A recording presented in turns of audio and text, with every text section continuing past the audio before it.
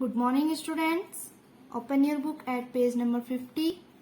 Last video में हमने kinds of pronoun जाने एंड आज हम इन काइंड्स ऑफ प्रोनाउन को जानेंगे, एक्सप्लेन करेंगे, अच्छे से डिटेल में जानेंगे।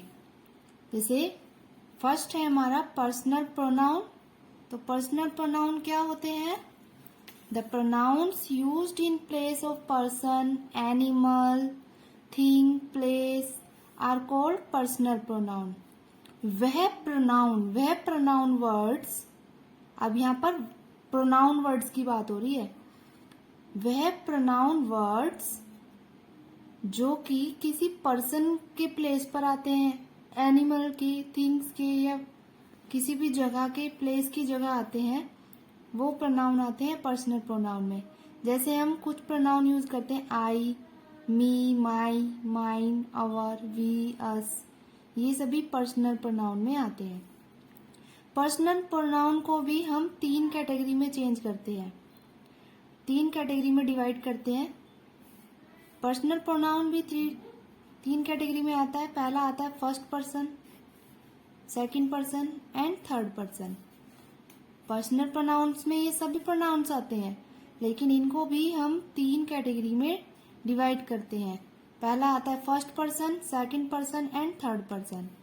फर्स्ट पर्सन में वो सभी प्रोनाउन आएंगे जो कि स्पीकर अपने बारे में कह रहा है, अपने लिए यूज कर रहा है।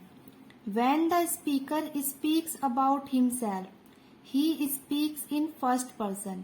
जैसे I मतलब मैं, मी मतलब मुझे, माई मतलब मेरा, माइन मतलब भी मेरा होता है, लेकिन ये ऑब्जेक्टिव केस में यूज होता है।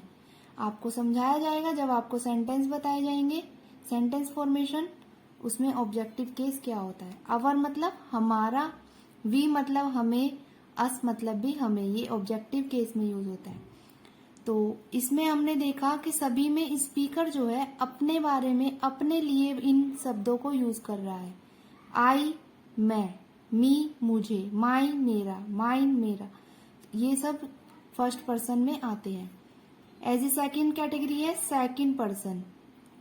सेकंड पर्सन में जो स्पीकर है, सब्जेक्ट में जो बोलने वाला है सेंटेंस में, वो दूसरों के लिए यूज कुछ कहता है, उन वर्ड्स का दूसरों के लिए यूज करते हैं। जैसे यू मतलब तुम, योर मतलब तुम्हारा, तो यहाँ पर दूसरे के लिए हम यू और योर का इस्तेमाल करते हैं। यू और योर सेकंड पर्सन में इंक्लूड है। ऐसे ही आता है थर्ड पर्सन। थर्ड पर्सन में जो सेंटेंस में स्पीकर कुछ बोल रहा है, कोई सब्जेक्ट काम कर रहा है, तो वह किसी तीसरी चीज के लिए कह रहा होता है जो कि उस टाइम प्रेजेंट नहीं है। जैसे ही माने वह, तो वह किसी के लिए यूज कर सकता है, वह बॉय के लिए। शी मतलब भी वह गर्ल के लिए यूज कर सकता है। इट माने भी वह होता है जो एनिमल और थिंग्स के लिए यूज होते हैं। दे मतलब होता है वे, जब ज्यादा जने हो तो दे यूज करेगा वो किसी चीज को साइन करने के लिए, दूर दिखाने के लिए। ऐसे ही हिम ऑब्जेक्टिव केस में यूज होता है, ये हम पढ़ेंगे। तो मेनली आपको याद रखना है कि पर्सनल प्रोनाउन को 3 और फर्दर 3 कैटेगरी में हम डिवाइड करते हैं, first person, second person and third person. First person में स्पीकर अपने लिए यूज करता है जिन प्रोनाउंस को, वो फर्स्ट पर्सन में आते हैं। सेकंड पर्सन में जो दूसरों के लिए यूज करे, एंड थर्ड पर्सन में यूज तो वो दूसरों के लिए ही करता है, लेकिन एट प्रेजेंट पे वो जो चीजें हैं वो दूर होती है, थोड़ा सा वो प्रेजेंट में, पास में उनके प्रेजेंट नहीं होती। ओके, तो ये था पर्सनल प्रोनाउन। पर्सनल प्रोनाउन को काउंट सिंगुलर एंड प्लूरल में भी चेंज कर सकते हैं, कैटेगरी में डिवाइड कर सकते हैं, सिंगुलर एंड प्लूरल में। जैसे मैस्कुलाइन में, और इसको हम फेमिनाइन और मैस्कुलाइन और न्यूट्रल में भी कर सकते हैं। जैसे मैस्कुलाइन में ही, हीज, हिम, ये सभी मैस्कुलाइन वर्ड्स है। एंड फेमिनाइन में शी, हर, ये सभी फेमिनाइन है। न्यूटर ईट ईट्स, क्योंकि न्यूटर ईट किसके लिए यूज होता है? थिंग्स के लिए, जगह के लिए, किसी चीज के लिए, एनिमल के लिए, तो ये न्यूटर में आएंगे।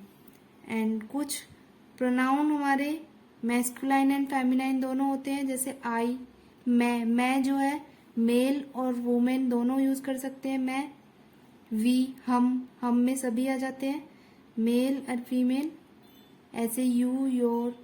तो ये आपको याद रखना होगा कि मैस्कुलाइन प्रोनाउन कौन से हैं, फेमिनाइन कौन से हैं, न्यूटर कौन से हैं एंड बोथ कौन से हैं। तो ये हुआ पर्सनल प्रोनाउन। ओके, तो इनको भी सीख लेते हैं।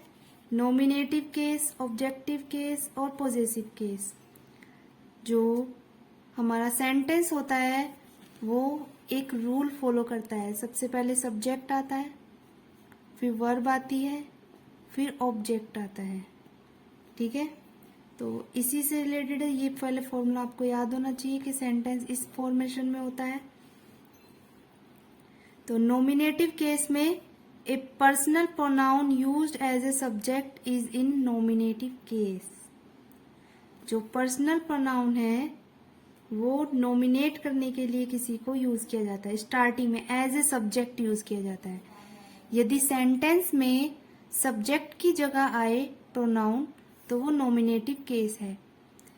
अगर सेंटेंस में ऑब्जेक्ट मतलब सेंटेंस के पीछे आए प्रोनाउन तो वह हमारा ऑब्जेक्टिव केस कहलाएगा। पॉजेसिव केस सेंटेंस पे अधिकार को दिखाएगा, पोजीशन को दिखाएगा। इनको हम अभी एग्जाम्पल से अच्छे से समझते हैं। पहले इन्हें टेबल देख लेंगे। नॉमिनेटिव केस में कौन कौन से आते हैं प्रोनाउन, पॉजेसिव केस में एंड ऑब्जेक्टिव केस में। नॉमिनेटिव केस में ये सभी हम सब्जेक्ट के रूप में एज ए सब्जेक्ट स्टार्टिंग में यूज करते हैं। किसी भी सेंटेंस की स्टार्टिंग में नॉमिनेटिव केस का यूज किया, जैसे I am a good boy, I am a good girl. तो आई कहाँ है? शुरू में स्टार्टिंग में आ रहा है सब्जेक्ट के रूप में, जो काम को कर रहा है, तो वो नॉमिनेटिव केस में यूज हुआ है। तो ये सभी पर्सनल प्रोनाउन में ही है। ऐसे ही यहाँ पर देखेंगे personal pronoun me, you, him, her, it, us, them etcetera, ये सब जो है ऑब्जेक्टिव केस में यूज करते हैं। जैसे मिस्टर शर्मा टीचिस अस इंग्लिश, मिस्टर शर्मा हमें इंग्लिश पढ़ाती है। तो यहाँ पर मिस्टर शर्मा क्या है? सब्जेक्ट है, टीचिस एक वर्ब है, अब पीछे ये सारा ऑब्जेक्ट है। तो मैंने आपको बताया सब सेंटेंस कैसे फॉर्म होता है। सबसे पहले सब्जेक्ट आता है, फिर वर्ब आता है, फिर ऑब्जेक्ट आता है। यदि प्रोनाउन ऑब्जेक्ट में यूज हो रहा है तो वह ऑब्जेक्टिव पोजीशन लिए हुए है। ठीक है, तो अस यहाँ पर एक ऑब्जेक्टिव प्रोनाउन है। ओके, तो बस आपको यहाँ तक रीडिंग करनी है। आज का आपका वर्क यही है कि आपको पर्सनल प्रोनाउन की ये जो है ये रीडिंग करनी है और इसको समझना है। और इस टेबल को आपको लर्न करना है कि मैस्कुलाइन कौन से प्रोनाउन होते हैं, feminine, neuter and nominative case, possessive case and objective case. Okay, next class में हम सीखेंगे रिफ्लेक्सिव प्रोनाउन। ओके, तो आज का होमवर्क है आपको यहाँ तक इसकी रीडिंग करनी है एंड इसको समझना है। चलिए मिलते हैं नेक्स्ट वीडियो में। बाय।